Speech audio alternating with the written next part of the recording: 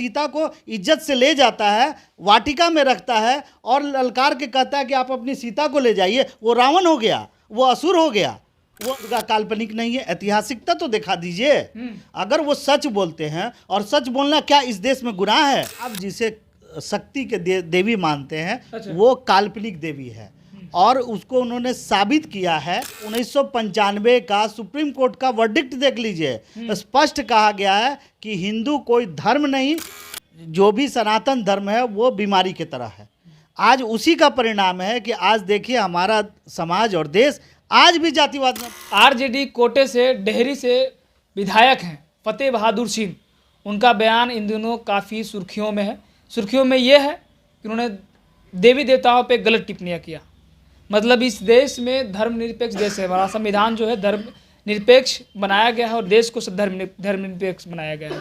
लेकिन इस पर बात कर लें कि समाजवाद की जो बात करते हैं वो चाहे शिक्षा मंत्री हो या फिर अखिलेश यादव की पार्टी के नेता हो, वो फिर आरजेडी के फिर तमाम सारी जो समाजवाद की बात करते हैं वो कहीं ना कहीं धर्म पे ज़्यादा मतलब कटाक्ष कर रही है। बात करेंगे आज़ाद समाज पार्टी बिहार के प्रदेश प्रवक्ता डॉक्टर वीरेंद्र भास्कर जी है कि फतेह बहादुर से मुलाकात हुई थी आपकी, तो फिर फतेह बहादुर को ये सब चीज़ें क्यों नहीं समझाते कि धर्म पे काहे टिप्पणी कर रहे हैं? अच्छा, अब मुझे ये समझ, सबसे पहले तो क्रांतिकारी जय भीम, आप लोग जजमेंट क्यों कर देते हैं? आपने अभी कहा कि उन्होंने ठेस पहुंचाया, उन्होंने गलत टीका टिप्पणी की, ये कौन तय करेगा कि गलत है कि सही है? हम जजमेंट नहीं कर रहे हैं सर, जजमेंट नहीं कर रहे, बता रहे हैं। जजमेंट कर रहे हैं। आप ये कह रहे हैं कि आप उन्हें समझाते क्यों नहीं? मैं उनको समझाने वाला कौन होता हूँ? हम लोग पाखंडवाद के विरोध वाले लोग हैं।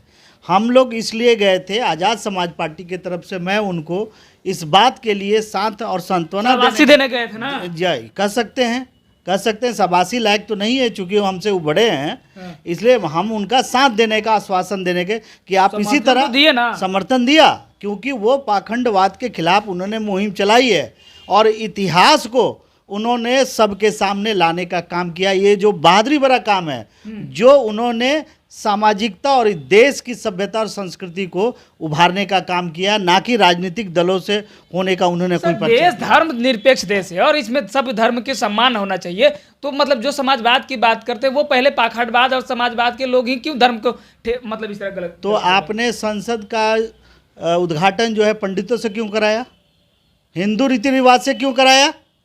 जब धर्मनिरपेक्ष राज्य संविधान ने लिख दिया है तो आपने वहाँ पंडितों की एंट्री कैसे दे दी? तो कल होके कोई ईसाई बुलाएगा, कल को होके कोई पादरी बुलाएगा, कल होके कोई मौलवी बुलाएगा। आप धर्मनिरपेक्ष का बात करते हैं और नाटक करते हैं धर्म का। आप राम राज की बात करते हैं, आप संविधान राज की बात क्यों नहीं करते हैं? सवाल एक मुहिम है, ये सिर्फ बिहार के फतेह बहादुर या शिक्षा मंत्री चंद्रशेखर जी की आवाज़ नहीं है। दक्षिण भारत से भी स्टालिन के बेटे ने भी ये बात उठाई कि यहाँ जो है जो भी सनातन धर्म है वो बीमारी की तरह है।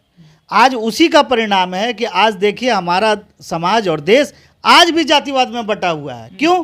क्योंकि सनातन धर्म का जो मुख्य आधार है वो है चतुर्वर्ण व्यवस्था, ब्राह्मण श्रेष्ठ, इसके बाद क्षत्रिय, वैश्य और शूद्र, अब बाकी अछूत तो 5वें स्थान पे आते हैं।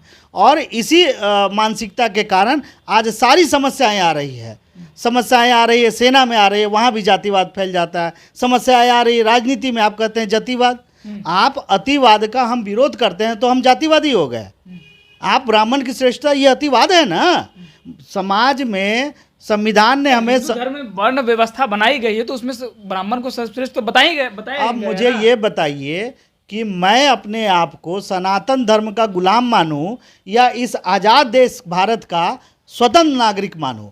स्वतंत्र नागरिक अगर मानता हूं तो सब इक्वलिटी बिफोर द लॉ है, सब लोग बराबर। हिंदू है कि नहीं? एकदम हिंदू है, गुलाम नहीं है हम। ये सनातन धर्म के, आप पहले हिंदू धर्म के बारे में समझ लीजिए। हिंदू धर्म कभी भी धर्म नहीं है। 1995 कोई धर्म मतलब धर्म नहीं है। आप 1995 का सुप्रीम कोर्ट का वर्डिक्ट देख लीजिए, स्पष्ट कहा गया है कि हिंदू कोई धर्म नहीं बल्कि जीवन पद्धति है।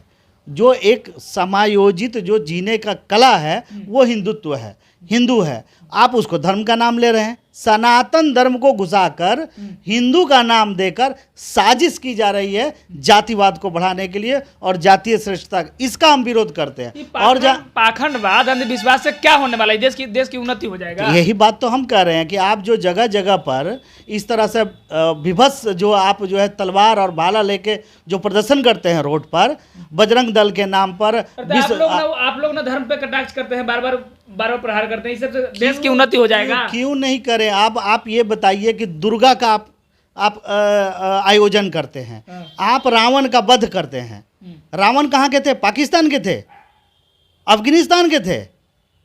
नहीं, भारत के ही थे। भारत के ही थे। मान ले श्रीलंका एक एक संस्कृति के लोग थे। आप अभी दुर्गा पे आइए, राम पर मत आइए। आप जो दशहरा में रावण को क्यों मारते हैं? जबकि रामनवमी तो दूसरा जगह, दशहरा तो दुर्गा की पूजा से न मानी जाती है। ये देखिए किस तरह का घालमेल है। मेरा ये कहना है कि महिषासुर कहाँ के थे? इसी देश के थे ना। उनको असुर कहा गया। वो किसी न किसी जाति, किसी न किसी के खानदान थे। आप उन्होंने क्या किया था?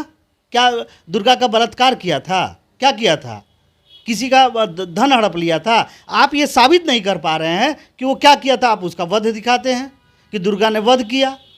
आप जो ये बात थोप रहे हैं कि लोग जो है दुर्गा को माने कि वही शक्ति, दानव रूपी लोग मान रहा है। क्यों दानव मानेंगे? क्या किया था उसने?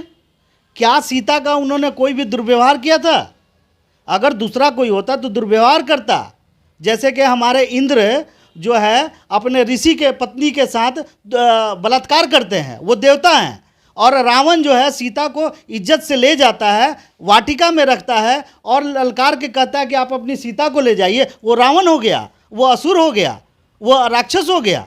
गजब ये दोहरा ये मानसिकता, इसी बात का तो विरोध है। फतेह बहादुर सिंह वो कह रहे हैं कि मतलब ये काल्पनिक देवी देवता हैं। निश्चित तौर पे काल्पनिक, एकदम निश्चित तौर पे काल्पनिक देवी देवता। ये जो बनाया गया है किसी जाति विशेष को, जैसे असुर आपने कहा, आपको पता है कि अनुसूचित जनजाति में असुर एक जाति है। अच्छा, तो आप पूरे असुरों को तो आपने दानव बना दिया। असुरों ने झारखंड हाई कोर्ट में एक पिटीशन भी डाला था इस संबंध में कि अगर राज्य सरकार द्वारा समर्थन किया जाता है रावण वध का तो हम इसका विरोध करते हैं, क्योंकि किसी जाति को आप साबित नहीं कर सकते हैं कि वो दानव जाति है। तो आप ये बताइए कि किसी को उठाने का और किसी को पटकने का ये राज्य का क्यों काम है? और धार्मिक चीज़ों में ये आयोजन क्यों होना चाहिए? आप जो आयोजन करते हैं गांधी मैदान में सारी सुरक्षा लगाई जाती है, धर्म आस्था का विषय है। संविधान ने क्या कहा है? तो इसमें दलितों को बहुत ज़्यादा दिक्कत हो रहा है। दलित को लगता है कि सब काल्पनिक है, इसके फायदे की चीज़। दलित की बात कहाँ आ गई? पूरे शूद्र की बात मैं कर रहा हूँ। शूद्र में कोयरी है, कुर्मी है, यादव है, जितने भी मान लीजिए अति पिछड़ी जातियाँ है, सभी हैं। तो इन लोगों को देवी देवता से कोई मतलब नहीं है? मतलब नहीं है। मतलब है कि नहीं सर? फतेह बहादुर ने सिर्फ इस बात का इंडिकेशन किया, इस बात का इशारा किया कि आप जिसे शक्ति के देवी मानते हैं, अच्छा, वो काल्पनिक देवी है। और उसको उन्होंने साबित किया है कि आप मुझसे शास्त्रार्थ आके कर लीजिए। अगर कोई विद्वान है तो आप श्लोक भी बता रहे थे, तो आप शास्त्रार्थ कर लीजिए। आप उनके साथ फतेह बहादुर के साथ शास्त्रार्थ कर लीजिए कि हाँ भाई ये दुर्गा काल्पनिक नहीं है, ऐतिहासिकता तो दिखा दीजिए। अगर वो सच बोलते हैं, और सच बोलना क्या इस देश में गुनाह है? और नहीं तो धर्म को सार्वजनिक तौर पे मत लाइए, इसको आस्था का विषय बनाइए, घर तक रहने दीजिए, सड़क पर मत। सर एक सवाल की फतेह बहादुर के ऊपर सवाल एक खड़ा होता है कि फतेह बहादुर हो सके नास्तिक हो। नास्तिकता भी एक पक्ष है, लेकिन वो तो मंदिर भी जाते हैं। ये अब मंदिर जाते हैं ये आप जानते होंगे, मुझे ये सब नहीं पता है। मैं ये जानता हूँ कि उनका एक स्टेटमेंट है जो पाखंडवाद के खिलाफ है, हम उसका समर्थन करते हैं।